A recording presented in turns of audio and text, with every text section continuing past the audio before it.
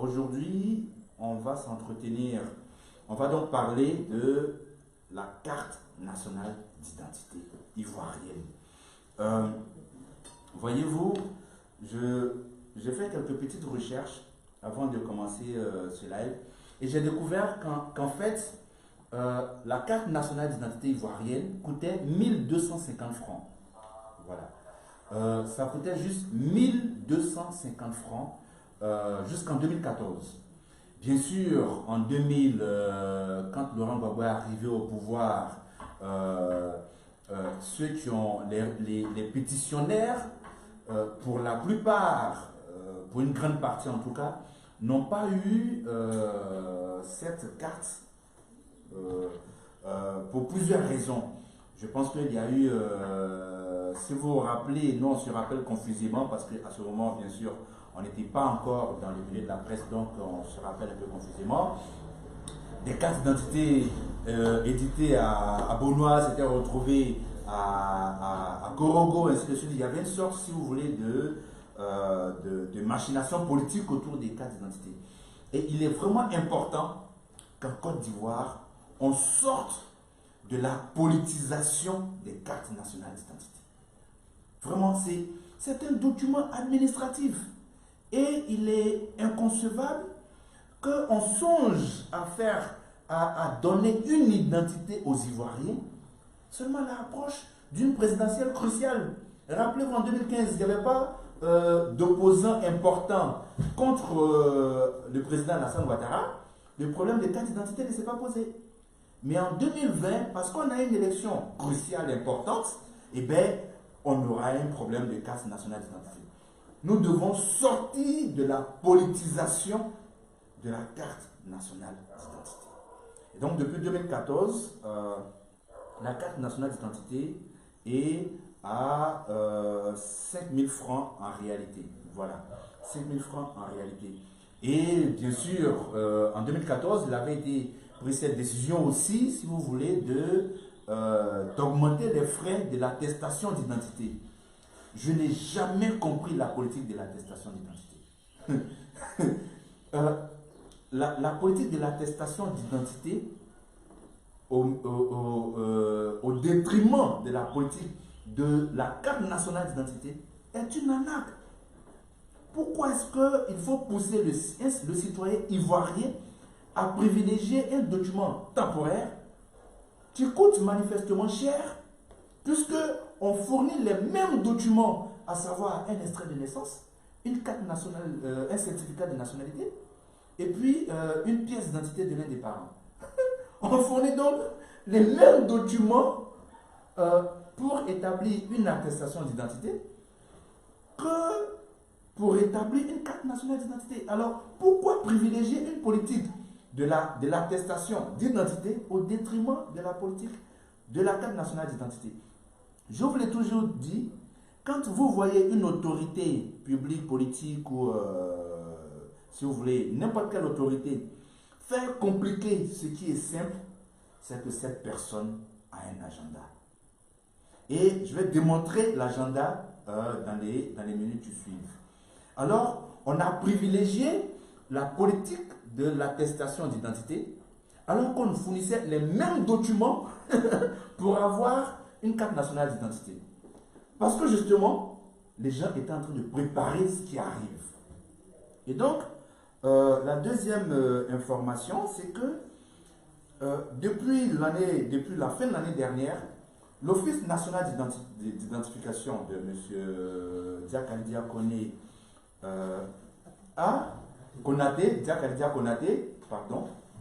a donc élaboré une stratégie dite de RNPP, Recensement National de la Population, je ne sais pas quoi. Voilà, vous savez, les gens aiment les grandes expressions pour rien dire, pour mystifier les gens. Et donc, depuis l'année dernière,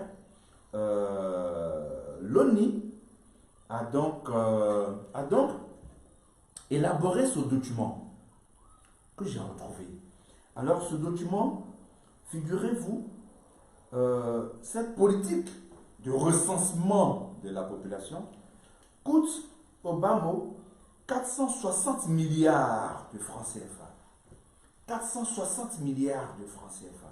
Et donc, je pense que l'Office national d'identification, le DG Konaté que j'ai rencontré une fois, je pense, que je respecte très bien, mais que je ne trouve pas très brillant, pour la raison toute simple, qu'il a échoué à donner des cartes d'identité aux Ivoiriens. Il est à ce poste depuis 2011, si je ne m'abuse. Mais interrogez les Ivoiriens autour de vous, vos voisins. Tous les pétitionnaires n'ont pas reçu leur carte nationale d'identité, alors qu'ils ont déposé des documents en bonne et due forme. Donc, je le respecte très bien, mais je ne le trouve pas assez compétent parce qu'il a échoué à donner des cartes d'identité aux pétitionnaires. Tout simplement. Alors, M. Konaté a élaboré un document qui coûte 460 milliards de francs CFA. Retenez très bien ce chiffre. 460 milliards de francs CFA pour le recensement de la population, et c'est contenu dans ils appellent ça une stratégie RNPP, quelque chose comme ça. Je vous ai dit de bien retenir ce nom. Alors, vous allez voir l'arnaque. Monsieur Diakari Dia, qui donc rechignait à produire des cartes nationales d'identité aux pétitionnaires, privilégiant la politique de l'attestation d'identité, a reçu beaucoup d'argent pour... moi, je me rappelle confusément que le ministre Ahmed Bakayoko avait visité des locaux où on nous avait présenté de nouvelles machines qui pouvaient produire, je crois, 1000 à 7000 cartes d'identité par jour. On nous a présenté cela. Mais c'est passé où cet argent? Cet argent qui avait été débloqué pour payer les machines de dernière génération, disait-on, c'est passé où? On n'a pas vu les résultats. On doit auditer l'Office national d'identification. La stratégie, qui pour moi est une fuite en avant irresponsable, qui consiste donc à changer de dénomination, mais est une fuite en avant, mais vraiment insupportable pour le citoyen ivoirien, pour le contribuable ivoirien, qui ne fait que dépenser de l'argent dans une structure sans voir les résultats. On ne peut pas continuer ainsi. On doit respecter le contribuable africain. Les dirigeants doivent respecter le contribuable africain. Il y a eu de l'argent décaissé pour que l'Office national d'identification nous produise des cartes d'identité. Elle a été incapable de le faire. Elle doit nous expliquer pourquoi elle a été incapable de le faire, comment est-ce qu'elle a utilisé l'argent et à quoi cela a servi. Il doit avoir un audit de la gestion de M. Konaté. On ne peut pas passer ça par pertes et profits et puis changer de dénomination. C'est irresponsable. Je répète, c'est irresponsable. C'est irrespectueux du contribuable ivoirien à qui on demande beaucoup d'efforts sans qu'on lui propose de meilleurs services. Alors, je vous disais, retenez bien les 460 milliards de francs CFA. Vous allez voir la NAC dans l'affaire.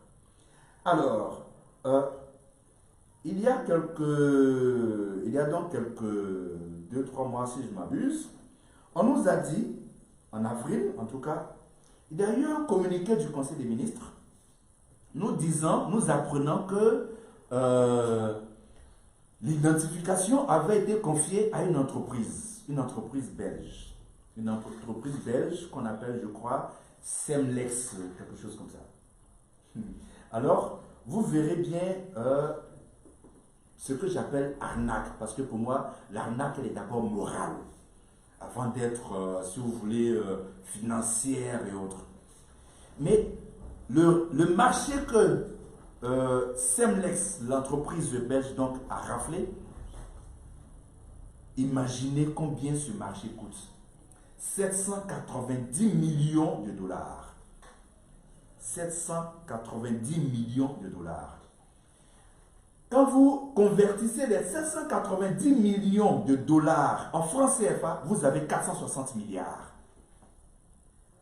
Alors, voyez l'arnaque intellectuelle, morale de l'opération.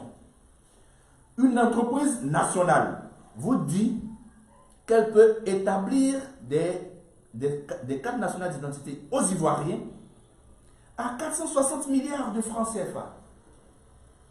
Qu'est-ce que le gouvernement fait? Le gouvernement dit, ok, il n'y a pas de problème, mais on va donner donc les 460 milliards à une entreprise belge et elle va assurer le job.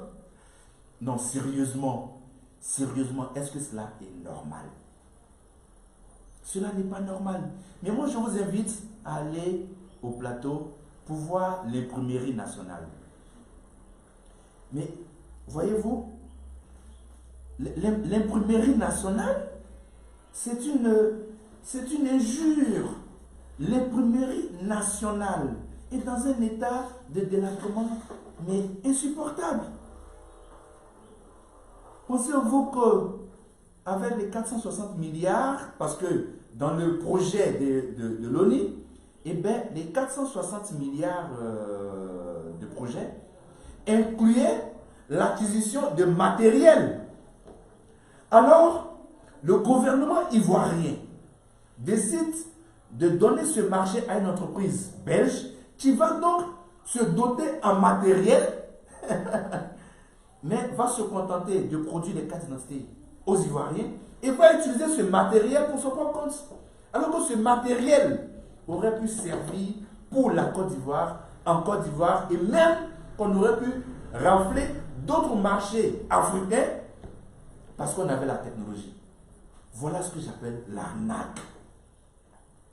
Mais, écoutez, une carte nationale d'identité n'est pas un sésame qui sort de Mars. Je suis désolé, cette affaire de biométrie est une arnaque. La biométrie, c'est quoi? Les empreintes digitales, la mensuration, je veux dire, la taille, la couleur des yeux. C'est tout. Il n'y a rien à mystifier dans cette affaire de biométrie. Nos cartes d'identité ont toujours été biométriques en Côte d'Ivoire, depuis Oufoué. Mais d'où vient-il que, parce qu'il y a la biométrie, on doit justifier un budget? Alors, il était simple en termes de proposition que ces 460 milliards servent à la Côte d'Ivoire. Que ces 460 milliards servent à doter la Côte d'Ivoire de matériel de dernière génération de pointe pour imprimer nos cartes nationales d'identité. Parce qu'en fin de compte, c'est une question d'imprimerie. L'imprimerie nationale est dans un état de délabrement, mais à la limite honteux. Mais ce matériel, cet argent aurait pu servir pour acheter des machines d'impression pour imprimer nos cartes nationales d'identité. Il n'y a rien de sorcier dans la carte nationale d'identité. On a beau expliquer, voulu nous faire croire qu'il y aura tel code, tel machin, je ne sais pas quoi, dedans pour rendre la carte nationale d'identité infalsifiable, c'est faux. Même la green card, il y a des fraudeurs qui la fraudent. Et donc, un fraudeur qui veut faire une copie de n'importe quelle carte, il la ferait. Mais ce sont les dispositions qu'on prend pour épingler le fraudeur. C'est ça qui est important. Voilà. Parce que, à première vue, malgré tous les codes de sécurité que vous mettrez, par exemple, sur un billet de banque, mais celui qui veut faire une copie de ce billet de banque, ben, il le fera. Sauf que c'est comment est-ce qu'on fait pour savoir que celui-là, ce billet de banque, il est faux et cet autre, il est vrai. C'est ça qui est le plus important. Et donc, toute la mystification tendant à nous faire croire que la carte nationale d'identité sera infalsifiable, c'est faux. Parce que les gens tenteront toujours. Voilà. Et de ce fait, il est vraiment important que nous arrêtions de confier les opérations spéciales à des entreprises qui vont avec toute la technologie et qui ne restent pas dans le pays. Première chose. Deuxième chose, rappelez-vous, pour nos cartes d'électeurs, On nous a dit que ceux qui nous ont recensés en 2009 ou 2008, je ne me rappelle plus très bien, sont partis avec toutes nos données. On nous a dit ça en Côte d'Ivoire. Mais c'est à ça encore qu'on risque de courir. Alors qu'on a l'intelligence en Côte d'Ivoire. L'ONU a déjà, malgré le fait que de son DG, l'équipe dirigeante actuelle, je n'ai pas très confiance, on peut juste changer de personne si on veut. L'ONU a déjà une petite expertise. L'Institut national des statistiques, l'INS, a une expertise. Le PNET a une expertise. L'imprimerie nationale a une expertise. Mais on préfère donner ce marché à une entreprise belge qui va acquérir du matériel pour son propre compte. Voyez-vous, je l'ai toujours dit, quand vous voyez une autorité en train de faire compliqué, c'est qui est simple, parce que ce qui était simple, c'était que les structures ivoiriennes s'en occupent. C'est qu'elles ont leur agenda. C'est qu'elles ont leur agenda. Alors, je vais parler de ce dernier problème qui est lié au fait qu'il y a 6 millions de personnes qui sont en situation irrégulière actuellement. Mais voyez-vous, on va encore faire une opération spéciale. Cela veut dire quoi? Sur les 6 millions de personnes qui sont en situation irrégulière, viendront donc les nouveaux qui vont se faire identifier, qui vont avoir les cartes nationales d'identité, peut-être 4 millions supplémentaires ou je ne sais pas quoi. Donc on sera peut-être 10 millions, 11, 12 millions dans la même période dont la carte d'identité sera périmée dans 10 ans. Et dans 10 ans, donc en 2019, on sera encore dans cette même situation. Voilà comment est-ce que nos dirigeants sont en train de pourrir notre vie pour tout le reste de notre existence, parce que ça va nous poursuivre tous les 10 ans. Mais il faut bien qu'on s'arrête un beau matin, qu'on dise stop, trouvons un mécanisme pour que cette population, cette forte population puisse établir sa carte d'identité sans pression. D'abord, on espère que les gens ne vont faire un renouvellement plutôt que de nous exiger encore les mêmes papiers qui nous reviendront en réalité à 15 000 francs pour l'établissement du certificat de nationalité, des pièces des parents et autres. On espère qu'il y aura un renouvellement. Mais ce que moi je propose, c'est que on proroge donc la date de péremption, on va dire, de validité de la carte nationale d'identité jusqu'à peut-être décembre, et que les cartes soient périmées pour chaque personne qui viendrait célébrer son anniversaire. Je m'explique, c'est un peu plus confus. Moi, je suis né par exemple le 10 juin, ok? Alors, le 10 juin 2020, on aura considéré que ma carte d'identité est périmée. De sorte que tout le monde ne fasse pas sa carte d'identité en même temps. Parce que ça va nous poursuivre toute la vie. Si on continue ainsi. De sorte que ceux qui sont nés le 22 septembre, eh bien, le 22 septembre 2020, ils devront prendre les dispositions pour établir leur carte nationale d'identité. Nous devons sortir des opérations spéciales. Les opérations spéciales cachent des gombos spéciaux.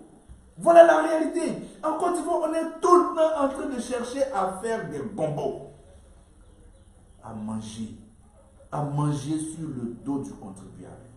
Et ce qui explique toutes ces opérations spéciales. Établir une carte d'identité est une opération normale, classique, facile dans une république normale. Pourquoi en Côte d'Ivoire, il doit toujours avoir une opération spéciale?